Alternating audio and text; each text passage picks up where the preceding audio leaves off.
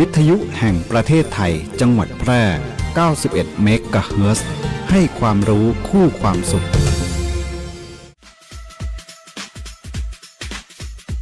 หากคุณมีปัญหาสายตาอยากได้แว่นสักอันหนึ่งไว้ตอบแชทตอบไลน์งานด่วนใส่ขับรถไปทำงานไปท่องเที่ยวดูแผนที่ปักหมุดหาจุดหมายปลายทางหรือต้องการใช้เลนโปรเกรสซีฟไว้มองไกลมองกระจกซ้ายกระจกขวา The World of Opticon เราเข้าใจถึงปัญหาสายตาของคุณดีวัดสายตาแม่นยำโดยทัศนศาสตร์ด้วยประสบการณ์กว่า 40 ปี The World of Opticon ช่วยคุณได้ตัวแทนจำหน่ายแว่นตานาฬิกาพร้อมบริการหลังการขายมาเลยที่ The World of Opticon มุมแยกกาดน้ำทองถนนภูเก็ตตำบลนาจักอำเภอเมืองแพร่จังหวัดแพร่โทร0819520545โปรดระวังมิจฉาชีพแอบอ้างแบงก์ชาติว่าจะช่วยติดตามเงินที่ถูกหลอกคืนได้อย่าเชื่อเด็ดขาดอย่าโอนเงินอย่าให้ข้อมูลส่วนตัวหากมีข้อสงสัยติดต่อแบงก์ชาติโทร1213อย่าหลงเชื่ออย่าตกเป็นเหยื่อซ้ำอีกครั้งแบงก์ชาติห่วงใยเตือนภัยการเงินย้ำอีกครั้งแบงก์ชาติโทร1213แค่ 3 ปีความเสียหายจากอาชญากรรมไซเบอร์ของคนไทยพุ่งทะลุถึง 94,000 ล้านบาทหรือเฉลี่ยปีละ 30,000 ล้านบาททุก1ชั่วโมงเราเสียเงินกว่า 3.4 ล้านบาทให้กับมิจฉาชีพออนไลน์โจรไม่เห็นใจคนอาชีพไหนอายุเท่าไหร่สถานะทางการเงินแบบใดหมอพ่อค้านักธุรกิจนักเรียนแม่บ้านข้าราชการเกษียณทุกคนตกเป็นเหยื่อได้เสมอและวันหนึ่งอาจเป็นคุณหรือคนที่คุณรักเพราะจุดอ่อนร่วมของเหยื่อคือความเร่งรีบขาดสติหรือแม้แต่บางครั้งก็เกิดความโลภจนเกินไปอย่าปล่อยให้การกดคลิกเดียวลิงก์เดียวทำให้โจรยิ้มกว้างวันนี้ถึงเวลาแล้วที่คนไทยทุกคนจะต้องร่วมมือกันสร้างภูมิคุ้มกันอาชญากรรมไซเบอร์ช่วยกันหยุดก่อนที่ภัยไซเบอร์จะทำให้คนที่คุณรักและตัวคุณเองกลายเป็นเหยื่อ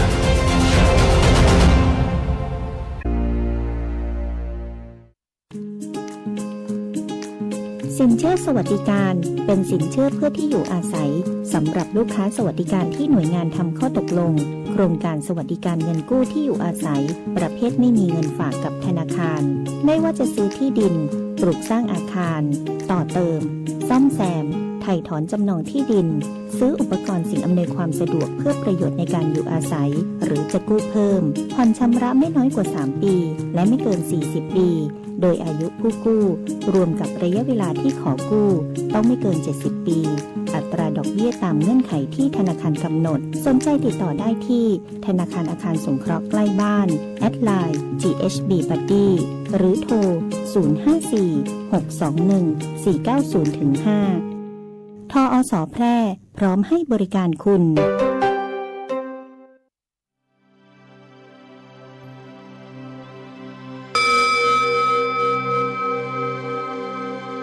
จังหวัดพะเยาโดยสำนักงานวัฒนธรรมจังหวัดพะเยาร่วมกับวัดศรีคมคำพระอารามหลวงขอเชิญร่วมงานประเพณีแปดเป่งไหว้สาปูจาพระเจ้าตนหลวงประจำปีพุทธศักราช 2569 ในระหว่างวันที่25 ถึง 31 พฤษภาคม 2569 ณ วัดศรีคมคำพระอารามหลวงอำเภอเมืองพะเยาจังหวัดพะเยาภายในงานพบกับขบวนอัญเชิญผ้าไตรและนำส่งพระราชทานจากพระบาทสมเด็จพระเจ้าอยู่หัวและขบวนน้ำส่งประทานจากสมเด็จพระสังฆราชสกลมหาสังฆปรินายกพิธีถวายโคมพระเจ้าตนหลวงพิธีอัญเชิญพระอุปคุตขึ้นจากกว้านพะเยาขบวนแห่เครื่องสักการะจังหวัดพะเยาและขบวนแห่จาก9อำเภอชมชิมชอบตลาดโบราณย้อนยุคตลาดนัดผลิตภัณฑ์ชุมชนและภูมิปัญญาการประกวด คลิปวิดีโอเล่าเรื่องแปดเป็งศรัทธาพระเจ้าตนหลวงชิงเงินรางวัลรวมมูลค่า 10,000 บาทพิธีเปิดในวันที่25พฤษภาคม 2569 สมการแสดงแสงสีเสียงตำนานพระเจ้าตนหลวงและการแสดงทางศิลปะวัฒนธรรมทุกค่ำคืนวันที่31พฤษภาคม 2569 วันวิสาขบูชาห่วมพิธีเวียนเทียนจุดประทีปถวายเป็นพุทธบูชา1 ล้านดวงประทีปแห่งศรัทธา1 ล้านความดีสืบสารมหาบารมี วิสาขบูชาโลกสอบถามรายละเอียดเพิ่มเติมได้ที่สำนักงานวัฒนธรรมจังหวัดพะเยาหรือเพจงานประเพณีแปดเป็งไหว้สาปูชาพระเจ้าตนหลวงประจำปี 2569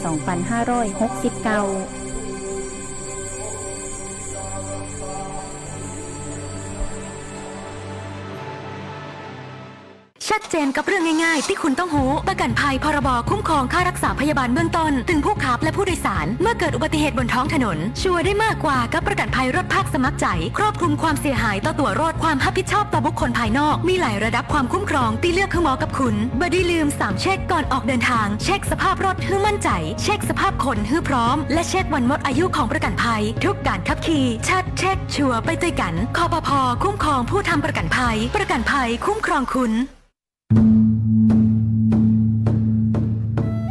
เตรียมพบกับมหกรรมดนตรีสุดสร้างสรรค์ล้านนา Soft Power Music Fest พลังดนตรีคนล้านนาสู่สากลพบพลังเสียงจากศิลปินล้านนาชื่อดัง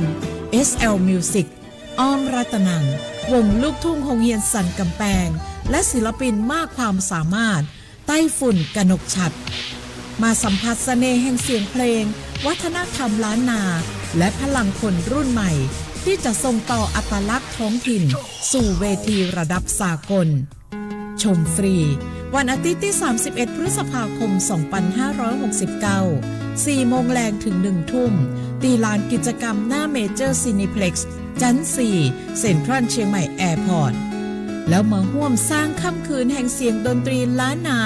ไปด้วยกันเจ้า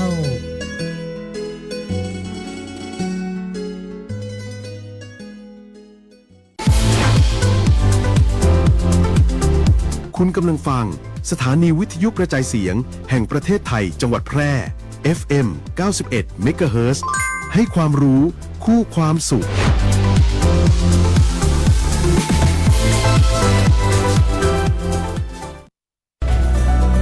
ที่นี่สถานีวิทยุกระจายเสียงแห่งประเทศไทยจังหวัดแพร่ส่งกระจายเสียงด้วยระบบ FM สเตอริโอมัลติเพล็กซ์ความถี่ 91 เมกะเฮิรตซ์จากนี้ไปติดตามรับฟังรายการบ่ายนี้ที่ 91 ทุกวันจันทร์ถึงวันศุกร์เวลา 13 นาฬิกาถึง 14 นาฬิกาช่วงทันสถานการณ์น้ำกับชลประทานฝ่ายแม่ยมโดยโครงการส่งน้ำและบำรุงรักษาแม่ยมจังหวัดแพร่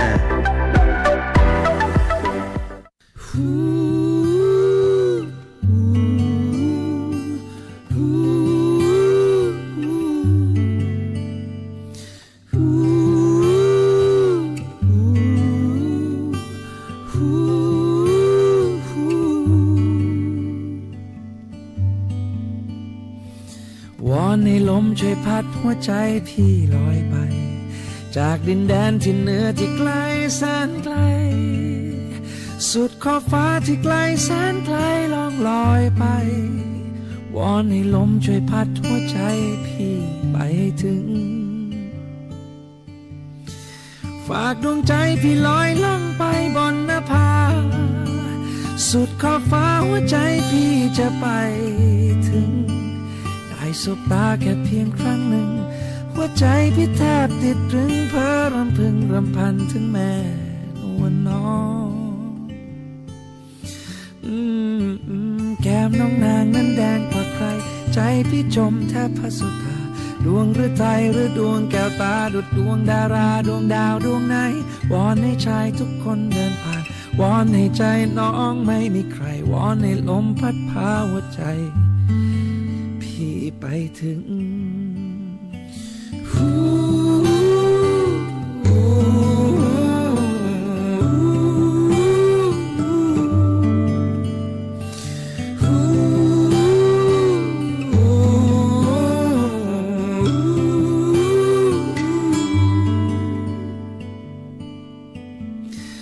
ฝากดวงใจพี่ลอยล่องไปบนนภาสุดขอบฟ้าหัวใจพี่จะไปถึงได้สบตาแค่เพียงครั้งหนึ่งหัวใจพี่แทบติดตรึงเพ้อรำพึงรำพันถึงแม่นวลน้องโอ้แก้มน้องนางนั้นแดงกว่าใครใจพี่จมแทบพัสตาดวงหรือไทยหรือดวงแก้วตาดุจดวงดาราดวงดาวดวงไหนวอนให้ชายทุกคนเดินผ่านวอนให้ใจน้องไม่มีใครวอนให้ลมพัดพาหัวใจพี่ไปถึงแก้มน้องนางนั้นแดงกว่าใครใจพี่จมแทบพัสตาดวงหรือไทยหรือดวงแก้วตาดุจดวงดาราดวงดาวดวงไหน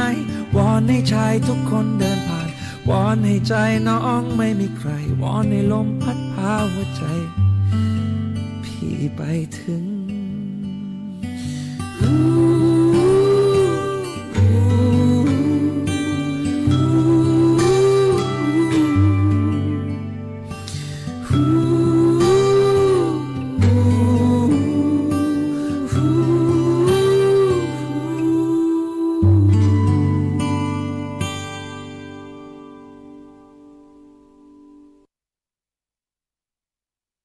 สวัสดีค่ะคุณผู้ฟังขอต้อนรับคุณผู้ฟังเข้าสู่ช่วงของรายการบ่ายนี้ที่91ทันสถานการณ์น้ำกับชลประทานฝายแม่ยมโดยโครงการส่งน้ำและบำรุงรักษาแม่ยมจังหวัดแพร่นะคะก็อยู่ด้วยกัน1ชั่วโมงตรงนี้เป็นประจำในช่วง 13 นาฬิกาถึง 14 นาฬิกาของวันพฤหัสบดีนะคะก็รับหน้าที่ดำเนินรายการโดยดิฉันพิรุณพรแสงสร้อยนะคะกับทันสถานการณ์น้ำกับชลประทานฝายแม่ยมนะคะก็มีข้อมูลข่าวสารมาฝากกันเป็นประจำในรอบสัปดาห์นะคะรับฟังผลงานเพลงเพราะๆกันไปนะคะอยู่ด้วยกันตรงนี้เนาะ1ชั่วโมงนะคะก็มีข้อมูลข่าวสารในรอบสัปดาห์ของโครงการส่งน้ำบำรุงรักษาแม่ยมจังหวัดแพร่มาฝากกันนะคะโครงการส่งน้ำและบำรุงรักษาแม่ยมจังหวัดแพร่ก็มีการจัดโครงการประชุมชี้แจงราษฎรและสร้างกระบวนการมีส่วนร่วมภายใต้แผนปฏิบัติการป้องกันแก้ไขผลกระทบสิ่งแวดล้อมสำหรับโครงการพัฒนาแหล่งน้ำประจำปีงบประมาณ 2569 นะคะก็จะมีโครงการอ่างเก็บน้ำปีอันเนื่องมาจากพระราชดำริจังหวัดพะเยานะคะซึ่งมีขึ้นในช่วง 26 ถึง 27 พฤษภาคมที่ผ่านมาที่โครงการอ่างเก็บน้ำห้วยน้ำปีอันเนื่องมาจากพระราชดำรินะคะที่จังหวัดพะเยานะคะแล้วก็มีศูนย์วิจัยพัฒนาประมงน้ำจืดพะเยาตามยุทธศาสตร์ของกรมชลประทานนะคะมีการดำเนินการบริหารจัดการน้ำชลประทานโดยเกษตรกรที่มีส่วนร่วมนะคะเป็นการสร้างความยั่งยืนในการบริหารจัดการน้ำโดยให้เกษตรกรให้ผู้ใช้น้ำชลประทานก็เข้ามามีส่วนร่วมกับกรมชลประทานด้วยนะคะทั้งนี้ก็ยังเป็นการเสริมสร้างความเข้มแข็งองค์กรผู้ใช้น้ำให้มีส่วนร่วมในการคิดการตัดสินใจร่วมวางแผนร่วมดำเนินการตลอดจนสร้างความรู้ความสามารถให้กับองค์กรผู้ใช้น้ำในการบริหารจัดการน้ำให้เกิดประโยชน์สูงสุดนะคะในโอกาสนี้นะคะก็มีส่วนร่วมด้วยกันนะคะสำหรับชลประทานในภาคเหนือนะคะที่ได้ร่วมประชุมนะคะชี้แจงราษฎรสร้างกระบวนการมีส่วนร่วมนะคะก็อยู่ในบริบทของแผนงานปฏิบัติการป้องกันแก้ไขผลกระทบสิ่งแวดล้อมนะคะในโครงการพัฒนาแหล่งน้ำประจำปี 2569 ค่ะแล้วก็ยังมีการร่วมประชุมชี้แจงนะคะเกี่ยวกับการบันทึกบัญชีทรัพย์สินถาวรของโครงการส่งน้ำบำรุงรักษาแม่ยมจังหวัดแพร่ด้วยนะคะในรอบสัปดาห์ก็มีการจัดการบริหารจัดการน้ำนะคะลงพื้นที่ไปดูในระบบของชลประทานนะคะโครงการส่งน้ำนะคะสายใหญ่ฝั่งซ้ายฝั่งขวานะคะแล้วก็ติดตามดูนะคะว่าตรงไหนเนี่ยมีการชำรุดนะคะก็จะได้ดำเนินการซ่อมแซมเพื่อรองรับฤดูฝนในปี 2569 นี้นะคะ โครงการส่งน้ำบำรุงรักษาแม่ยมจังหวัดแพร่ในช่วงฤดูฝนแบบนี้ก็มีการปฏิบัติตามมาตรการบริหารจัดการน้ำของฤดูฝนปี 2569 ของกรมชลประทานนะคะไม่ว่าจะเป็นการจัดสรรน้ำในการอุปโภคบริโภคการรักษาระบบนิเวศการส่งเสริมการปลูกพืชฤดูฝนใช้น้ำฝนเป็นหลักนะคะการบริหารจัดการน้ำท่าให้มีประสิทธิภาพก็จะมีการบริหารจัดการน้ำด้วยระบบแล้วก็อาคารชลประทานนะคะใช้อ่างเก็บการกักเก็บน้ำในเขื่อนนะคะให้เต็มศักยภาพก่อนนะไม่ต่ำกว่าเกณฑ์ที่กำหนดนะคะเพื่อความมั่นคงทางด้านน้ำแล้วก็การรักษาระบบนิเวศในฤดูถัดไปนะคะนอกจากนี้นะคะก็ยังคงเน้นในเรื่องการวางแผนการป้องกันบรรเทาอุทกภัยในแต่ละพื้นที่กันด้วยนะคะนี่ก็เป็นแผนของการบริหารจัดการน้ำโครงการส่งน้ำบำรุงรักษาแม่ยมจังหวัดแพร่นะคะซึ่งอยู่ภายใต้การดำเนินงานของกรมชลประทานนะคะก็จะต้องนำเอาหลักการยุทธศาสตร์นะคะการวางแผนบริหารจัดการน้ำเนี่ยมาปรับใช้ในทุกพื้นที่ทั่วประเทศนะคะเพื่อที่จะรองรับมาตรการต่างๆในช่วงของฤดูฝนนี้นะคะนอกจากนี้นะคะในช่วงของเดือนนี้นะคะก็มีการบริหารจัดการน้ำในการดำเนินงานซ่อมแซมปรับปรุงอาคารชลประทานในช่วง 14-18 พฤษภาคมที่ผ่านมานะคะเพราะว่าทางศูนย์อุตุนิยมวิทยาภาคเหนือนะคะก็ได้เตือนภาคเหนือมีฝนเพิ่มขึ้นแล้วก็มีฝนตกหนักถึงหนักมากในบางแห่งนะคะก็เป็นการซ่อมแซมปรับปรุงอาคารชลประทานบริเวณหัวงานฝายแม่ยมอำเภอ2นะคะเพื่อที่จะรองรับในเรื่องของการควบคุมระดับน้ำหน้าฝายแม่ยมให้อยู่ในระดับสูงสุดก่อนนะคะแล้วก็ค่อยระบายน้ำเข้าคลองทั้งสายใหญ่ฝั่งซ้ายฝั่งขวานะคะ LMC IMC เนาะก็เป็นการลดผลกระทบต่องานซ่อมแซมปรับปรุงอาคารชลประทานแล้วก็ลดผลกระทบในเรื่องของน้ำที่อาจจะล้นฝายนะคะในช่วงของฤดูฝนต่อไปนี้นะคะเพราะฉะนั้นก็ต้องติดตามเนาะเกษตรกรท่านไหนนะคะที่มีพืชผลผลิตทางการเกษตรอยู่ในพื้นที่ลุ่มพื้นที่ติดน้ำนะคะก็ต้องเฝ้าระวังนะคะในช่วงที่ฝนตกชุกฝนตกหนักฝนตกหนาแน่นก็อาจจะทำให้น้ำเนี่ยล้นเข้าท่วมพื้นที่การเกษตรนะคะพืชผลผลิตทางการเกษตรของท่านได้นะคะแล้วก็ในช่วงนี้นะคะอยู่ในช่วงของฤดูฝนเนาะวันนี้เราก็จะได้เห็นว่าท้องฟ้าในช่วงเช้าที่ผ่านมาก็คลึ้มๆนะคะถึงแม้ว่าจะมีแดดบ้างนะคะแต่ว่าเมื่อวานเนี่ยร้อนเป็นพิเศษนะคะในวันนี้นะทางกรมอุตุนิยมวิทยาก็ได้ออกมาประกาศเรื่องของฝนตกหนักถึงหนักมากบริเวณประเทศไทยแล้วก็คลื่นลมแรงบริเวณทะเลอันดามันเป็นฉบับที่3นะคะซึ่งจะมีผลกระทบก็คือ28พฤษภาคมไปจนถึง1มิถุนายน2569นะคะโดยทางกรมอุตุนิยมวิทยาก็แจ้งว่า28พฤษภาคมถึง1มิถุนายนนี้นะคะประเทศไทยมีฝนเพิ่มขึ้นนะคะคุณผู้ฟังแล้วก็มีฝนตกหนักในหลายพื้นที่โดยจะมีฝนตกหนักมากในบางแห่งในภาคใต้ภาคตะวันออกแล้วก็ด้านตะวันตกของภาคเหนือนะคะแล้วก็ภาคกลางเนาะทั้งนี้เนื่องจากว่าเกิดมรสุมตะวันตกเฉียงใต้ที่พัดปกคลุมทะเลอันดามันประเทศไทยอ่าวไทยมีกำลังค่อนข้างแรงนะคะประกอบกับร่องมรสุมเนี่ยได้พาดผ่านประเทศไทยตอนบนก็ขอให้คุณผู้ฟังประชาชนบริเวณประเทศไทยก็เตรียมความพร้อมในเรื่องของการระวังอันตราย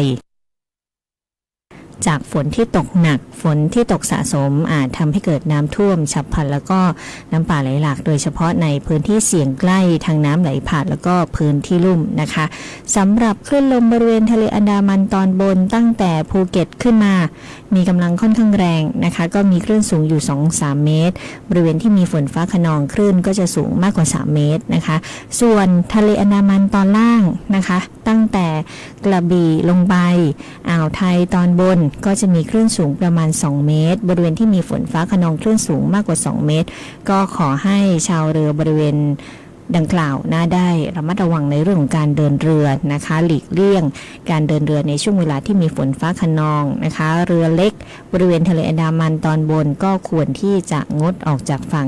ในช่วงนี้นะคะคุณผู้ฟังประชาชนก็อาจจะแจ้งให้ญาติพี่น้องที่ทำงานอยู่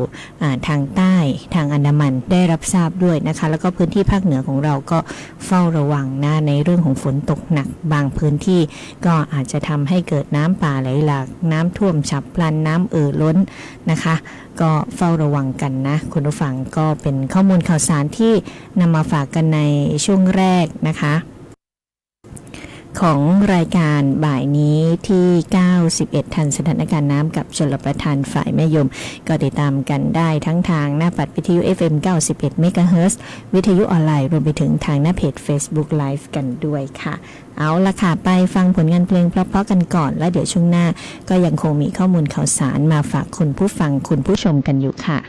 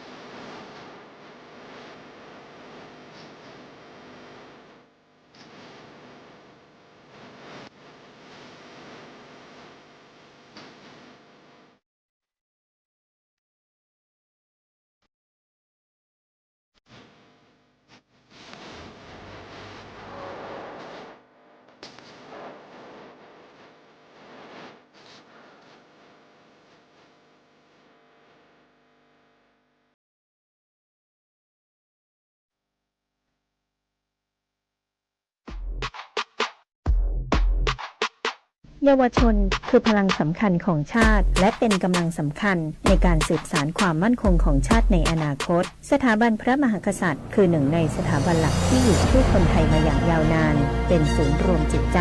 และเป็นแบบอย่างแห่งการทำความดีเพื่อประชาชนการแสดงออกถึงความจงรักภักดีสามารถทำได้ง่ายๆในชีวิตประจำวันเช่นการเป็นคนดีเคารพกติกาสังคมช่วยเหลือผู้อื่นและทำประโยชน์เพื่อส่วนรวมเยาวชนที่มีความรู้ความเข้าใจอย่างถูกต้องจะสามารถส่งต่อคุณค่าที่ดีงามและร่วมกันรักษาความเป็นไทยให้คงอยู่สืบไป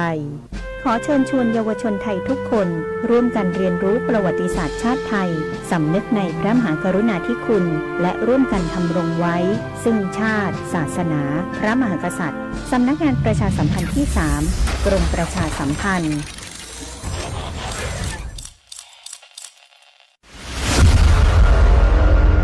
จากสถิติของทางการพบละออนไทยเสียชีวิตจากการจมน้ำจำนวนมากทุกปีโดยเฉพาะในช่วงหน้าร้อนผู้ปกครองควรใส่ใจและดูแลเด็กๆอย่างใกล้ชิดควรสอนเด็กให้ว่ายน้ำเป็นรู้วิธีเอาตัวรอดจากการจมน้ำควรสวมใส่อุปกรณ์ป้องกันการจมน้ำขณะลงเล่นน้ำเรียนรู้วิธีช่วยคนจมน้ำเช่นตะโกนขอความช่วยเหลือโยนอุปกรณ์ให้คนจมน้ำยื่นอุปกรณ์ให้คนตกน้ำจับและเตือนเด็กเสมอถึงอันตรายทางน้ำเช่นอย่าใกล้แหล่งน้ำเพราะอาจลื่นล่มพลัดตกลงไปในน้ำใดอย่าเก็บสิ่งของที่ตกลงไปในน้ำเองควรแจ้งผู้ใหญ่ให้ช่วยเก็บ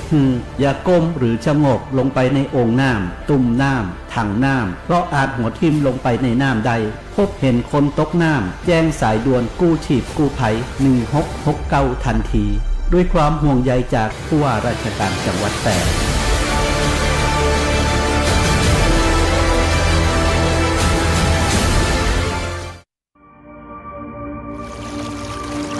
ศูนย์บริหารจัดการน้ำจังหวัดแพร่มีหน้าที่ในการบริหารจัดการน้ำในจังหวัดแพร่โดยมีเป้าหมายเพื่อให้มีแหล่งน้ำใช้อย่างเพียงพอสำหรับการดำรงชีวิตและการพัฒนาและเพื่อให้เกิดการใช้น้ำอย่างมีประสิทธิภาพและเป็นธรรมรวมถึงการอนุรักษ์แหล่งน้ำและการแก้ไขปัญหาน้ำท่วมศูนย์บริหารจัดการน้ำจังหวัดแพร่เข้าใจเข้าถึงพัฒนาเพื่อประชาชนติดต่อศูนย์บริหารจัดการน้ำจังหวัดแพร่โทร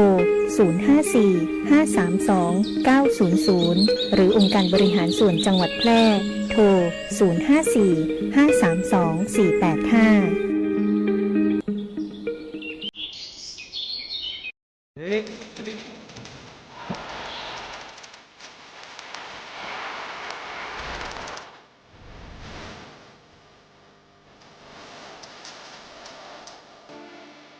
ข้าวยางแก่สุดโทรมเสียหายมีผลผลิตน้อยการยางแห่งประเทศไทยสนับสนุนปลูกแตนด้วยยางพันธุ์ดีไร่ละ 20,000 บาทและปลูกแตนด้วยพืชอื่นไร่ละ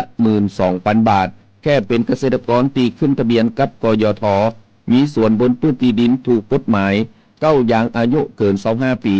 ยื่นกำขอดได้ตามสิทธิ์เลือกรูปแบบปลูกแตนทั้งปลูกยางพันธุ์ดีไม่ยืนต้นเศรษฐกิจหรือสวนยางยั่งยืนมีเงินทุนพร้อมช่วยเหลือติดต่อได้ที่054-069-605การยางแห่งประเทศไทยจังหวัดแพร่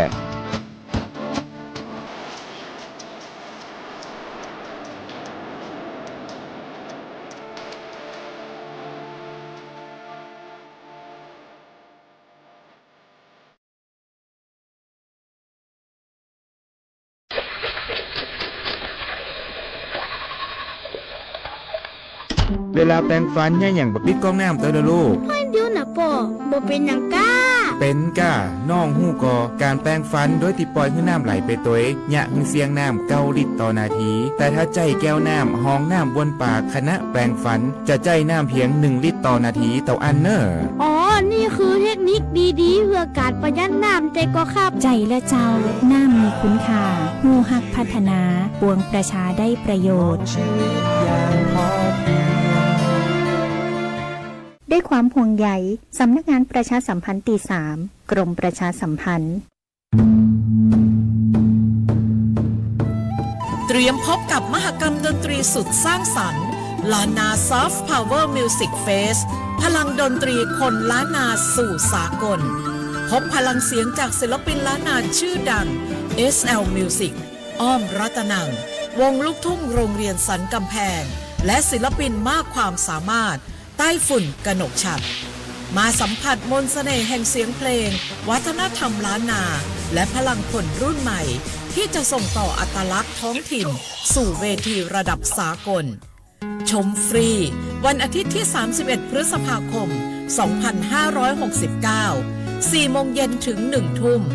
ณลานกิจกรรมหน้าเมเจอร์ซินิเพล็กซ์ชั้น 4 เซ็นทรัลเชียงใหม่แอร์พอร์ตแล้วมาร่วมสร้างค่ำคืนแห่งเสียงดนตรีล้านนาไปด้วยกัน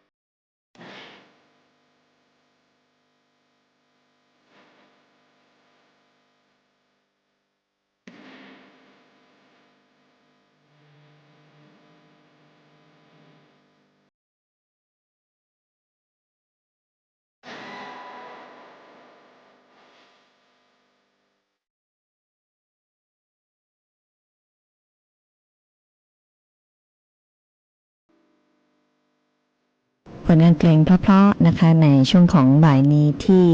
91นะทักทายทุกท่านทุกคนกันด้วยนะหลังจากรับประทานอาหารกลางวันกันแล้วนะคะก็อยู่ด้วยกันเนาะไปจนถึงเที่ยงคืนเลย นะคะก็อยู่ด้วยกัน1ชั่วโมงตรงนี้นะคุณผู้ฟังกับรายการทางสถานีวิทยุกระจายเสียงแห่งประเทศไทยจังหวัดแพร่ FM 91 เมกะเฮิรตซ์นะคะอยู่เป็นเพื่อนคุณฟังข้อมูลข่าวสารที่เป็นประโยชน์ผลงานเพลงเพราะๆนะข่าวต้นชั่วโมงรวมไปถึงรายการต่างๆจากทางสถานีวิทยุกระจายเสียงแห่งประเทศไทยนะคะในช่วงนี้นะคะก็อยากจะประชาสัมพันธ์เรื่องของวันข้าวนะคะวันข้าวและชาวนาแห่งชาติประจำปี 2569 นะคะซึ่งทางกรมชลประทานค่ะก็ขอเชิญชวนร่วมชมนิทรรศการแม่แห่งสายน้ำเติมน้ำเติมใจเกษตรไทยยั่งยืนนะคะร่วมเทิดพระเกียรติและน้อมสำนึกในพระมหากรุณาธิคุณสมเด็จพระนางเจ้าสิริกิติ์พระบรมราชินีนาถพระบรมราชชนนีพันปีหลวงด้านการพัฒนาแหล่งน้ำอันเนื่องมาจากพระราชดำริพร้อมกับเรียนรู้นวัตกรรมการทำนาแบบเปียกสลับแห้งนะคะที่จะช่วยประหยัดน้ำเพื่อเพิ่มผลผลิตและก็ลดโลกร้อนนะคะชมผลงานสถาบันเกษตรกรผู้ใช้น้ำชลประทานดีเด่นแห่งชาติประจำปี 2569 กลุ่มบริหารการใช้น้ำคุระบุรีร่วมใจจังหวัดพังงาได้ที่งานวันข้าวและชาวนาแห่งชาติประจำปี 2569 ในระหว่างวันที่ 5 ถึง 7 มิถุนายน 2569 นะคะแล้วก็ในวันที่ 6 มิถุนายน 2569 ก็ขอเชิญชวนร่วมรับเสด็จสมเด็จพระกนิษฐาธิราชเจ้ากรมสมเด็จพระเทพรัตนราชสุดาสยามบรมราชกุมารีที่จะเสด็จพระราชดำเนินเป็นองค์ประธานในพิธีเปิดงานนะคะก็สามารถพบกันได้ในงานความภาคภูมิใจของชาวนาไทยและการบริหารจัดการน้ำอย่างยั่งยืนนะคะที่กรมการข้าวแขวงลาดยาวเขตจตุจักรกรุงเทพมหานครนะคะก็ติดตามได้นะคะในงานก็จะมีการเสวนาพลิกโฉมเกษตรกรรมไทยข้าวคาร์บอนต่ำนะเพื่ออนาคตที่ยั่งยืนนะเป็นยังไงไปฟังกันได้ในวันที่ 5 มิถุนายน 11 นาฬิกาถึง 12 นาฬิกานะคะนอกจากนี้ก็จะมีการแข่งขันวาดภาพในหัวข้อชาวนาในฝันระดับประถมศึกษาและมัธยมศึกษาด้วยนะคะพิธีมอบโล่รางวัลเงินรางวัลให้กับเกษตรกรและสถาบันเกษตรกรดีเด่นแห่งชาติในระดับประเทศระดับภาคแล้วก็ระดับจังหวัดประจำปี 2569 ค่ะมีการประกวดร้องเพลงลูกทุ่งชาวนาเสียงทองนะคะมีการแสดงวงดนตรีน้องพิมพ์อุทุมพรนะคะแล้วก็วันที่ 7 มิถุนายนนะคะมีการแสดงวัฒนธรรมประเพณีด้านข้าวการประกวดธิดาชาวนาการเสวนาทำนาอย่างไรให้รอดจากข้าวดีดข้าวเด้งนะคะการประกวดแข่งขันทำหุ่นไล่กาการแสดงมินิคอนเสิร์ตนะคะโดยฟรอมใหม่ทองคำนะคะก็สามารถที่จะไปชมกันได้ที่กรมการข้าวภายในมหาวิทยาลัยเกษตรศาสตร์บางเขนกรุงเทพมหานคร 5-7 มิถุนายนนี้นะคะเวลา 8 นาฬิกาถึง 17 นาฬิกานะคะก็ประชาสัมพันธ์ให้กับคุณผู้ฟังประชาชนที่สนใจนะที่อยากจะไปร่วมชมนะก็ไปได้นะคะศูนย์ปฏิบัติการน้ำอัจฉริยะกรมชลประทานนะคะก็เปิดเผยว่าปริมาณน้ำจากพื้นที่ตอนบนยังคงไหลลงสู่แม่น้ำเจ้าพระยาอย่างต่อเนื่องนะคะหลังจากที่ได้รับอิทธิพลของฝนที่ตกสะสมในหลายพื้นที่ของภาคเหนือภาคกลางตอนบนทำให้ระดับน้ำเจ้าพระยาก็มีแนวโน้มที่เพิ่มสูงขึ้นนะคะโดยวัดได้จากสถานีจังหวัดนครสวรรค์นะคะเขื่อนเจ้าพระยาจังหวัดชัยนาทนะคะก็ยังไม่พบผลกระทบ ในพื้นที่ริมฝั่งแม่น้ำเจ้าพระยานะคะทางกรมชลประทานก็ร่วมกับการไฟฟ้าฝ่ายผลิตแห่งประเทศไทยค่ะได้มีการปรับแผนบริหารจัดการน้ำโดยมีการทยอยลดการกระจายน้ำจากเขื่อนภูมิพลจังหวัดตากและเขื่อนสิริกิติ์จังหวัดอุตรดิตถ์นะคะแบบขั้นบันไดในช่วง 25-31 พฤษภาคม 2569 เพื่อที่จะชะลอปริมาณน้ำไหลลงสู่ลุ่มน้ำเจ้าพระยาในตอนล่างให้เหมาะสมกับสถานการณ์ฝนที่ตกในพื้นที่นะคะโดยทางเขื่อนภูมิพลก็มีการปรับลดการระบายน้ำจากวันละ 25 ล้านลูกบาศก์เมตรเหลือ 15 ล้านลูกบาศก์เมตรแล้วก็เขื่อนสิริกิติ์ปรับลดจากวันละ 20 ล้านลูกบาศก์เมตรเหลือ 12 ล้านลูกบาศก์เมตรตามลำดับนะคะเพื่อที่จะช่วยลดผลกระทบต่อพื้นที่ด้านท้ายน้ำให้มากที่สุดค่ะทั้งนี้กรมชลประทานก็มีการเน้นย้ำให้โครงการชลประทานทุกแห่งทั่วประเทศทั้งในพื้นที่ภาคเหนือและภาคกลางลุ่มน้ำเจ้าพระยาก็ให้ติดตามสถานการณ์น้ำสภาพอากาศปริมาณฝนอย่างต่อเนื่องพร้อมกับประสานหน่วยงานที่เกี่ยวข้องในพื้นที่นะคะแจ้งเตือนให้ประชาชนในพื้นที่ลุ่มต่ำนะคะประชาชนในพื้นที่ลุ่มต่ำของริมแม่น้ำเจ้าพระยาก็ให้ติดตามข้อมูลข่าวสารจากทางราชการอย่างใกล้ชิดนะคะเพื่อเตรียมความพร้อมในการรับน้ำที่อาจจะเปลี่ยนแปลงได้ในช่วงของฤดูฝนนี้นะคะน้ำก็อาจจะมากนะคะแล้วก็ช่วงที่ฝนตกเยอะฝนตกหนักนะคะอาจจะทำให้เกิดน้ำท่วมฉับพลันน้ำป่าไหลหลากได้นะคะก็อาจจะส่งผลกระทบต่อพื้นที่ท้ายน้ำต่างๆนะที่จะทำให้เกิดน้ำท่วมฉับพลันได้นะคะก็ฝากคุณผู้ฟังประชาชนกันด้วยนะสำหรับข้อมูลข่าวสารในการประชาสัมพันธ์ในช่วงนี้นะคะฟังผลงานเพลงเพราะๆกันต่อค่ะ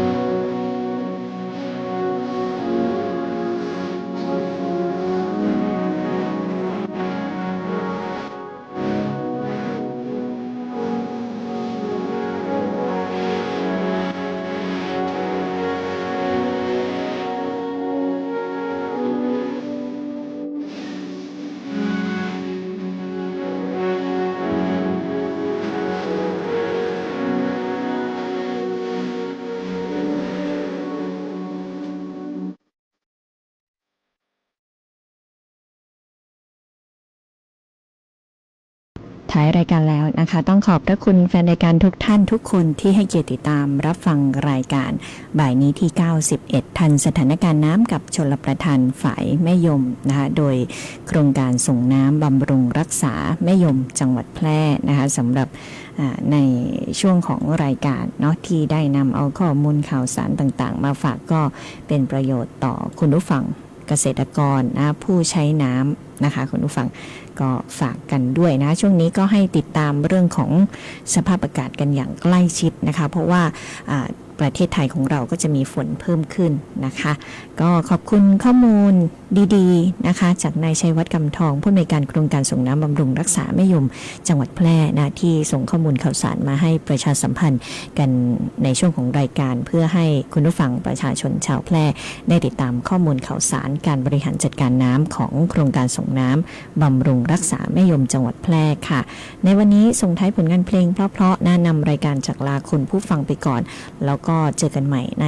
สัปดาห์หน้านะคะวันนี้ลาไปก่อนโชคดีมีความสุขทุกท่านรักษาสุขภาพกันในช่วงของฤดูฝนนี้ด้วยนะคะลาไปก่อนสวัสดีค่ะ